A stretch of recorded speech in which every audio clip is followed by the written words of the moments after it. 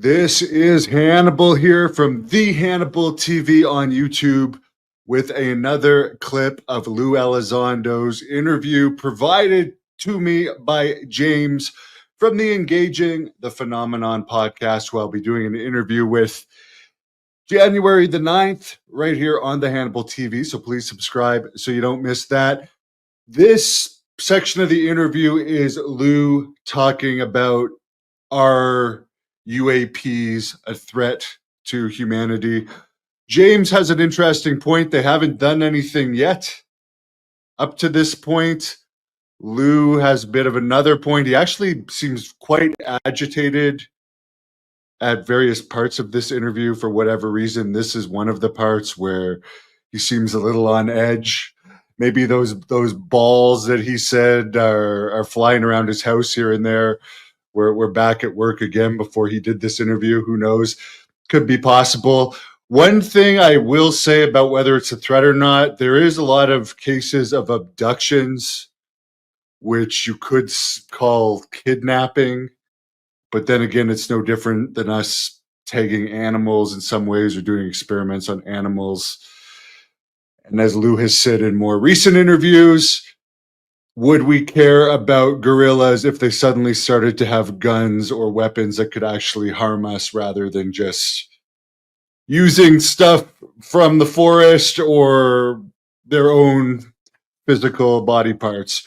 Who knows, but let's jump right into it. Thanks again, James, for sharing this with me. The link to the full interview is in the description. Speaking about the threat narrative, that's a criticism that comes up. People are saying, Lou's he's pushing the threat narrative, and I understand that there's legitimate situations which, if it was another country doing it, we'd be very concerned. But for some reason, if it's aliens, we're going to give them the pass. Right.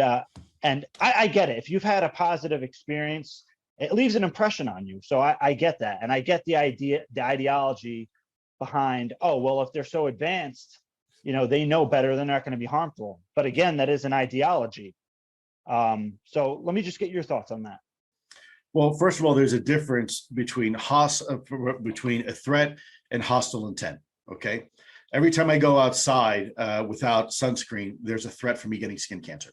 Okay. It's a threat. I don't know how else to tell people that, there's the threat spectrum is so broad and so wide that it's, I've often told people, if I go to an airport and I get on a plane, there's no threat. But if I go to that same airport and jump on the runway, and now I'm running behind jet engines as they're running, there's a threat. There's an environmental and a biological threat to myself, right, and my well-being. So I think people need to stop worrying about, what I mean by threat. I've tried to make it perfectly clear. Threat is a potential threat, and it can be environmental, it can be biological, it can be purposeful, it can be from a national security perspective. Then you have hostile intent. Okay, there's a lot of things that are threats out there that don't mean to be hostile, and there's a difference. And so what we need to figure out from a governmental perspective is, are these things a threat, and if so, in what areas they're a threat? Okay, and get over the emotional saying, oh, kumbaya, we love. Look, what do you care? If there's no threat there, then there's no threat. Exactly. Okay? But give me an opportunity to figure that out for myself. You don't make that decision for me. You won't, you never have, and you never will. Just like I don't make that decision for you. And if you want to sit there and sing kumbaya, then do it. I'm not stopping you, but don't stop me from making sure to my own self that this isn't a threat. You don't have the right to tell me that, just like I don't have the right to tell you. So I'd say get over it, and stop trying to drive the narrative, not you, of course, but people out there, stop trying to drive the narrative that this is not a threat, because frankly, you don't know. And if it's not you, then great. Okay, then it's not. But I still have the ability and the right to decide for myself. This goes back to that whole part where people are trying to drive the narrative. Stop speaking for me. I'm not asking you to speak for me. Don't do that. Okay, don't speak for the government. Don't speak for anybody else but you. And if you think it's not a threat, then great. But you have no right to tell me I don't have the right myself to investigate that for myself. And that's what we're doing. It's called due diligence, and ultimately, if people out there are correct and there's no threat, then you know what? Great. You're right. I'll go buy a beer. Who cares? I don't care. But Yeah, and that's one thing I've brought up. Like, but there's no way, there's no scenario in this where we're victimizing the UFO phenomenon by, exploring the idea of the threat versus hostility. So we don't have to worry about them, because we're clearly, based on the technology, I don't think we pose a threat to them. I think that.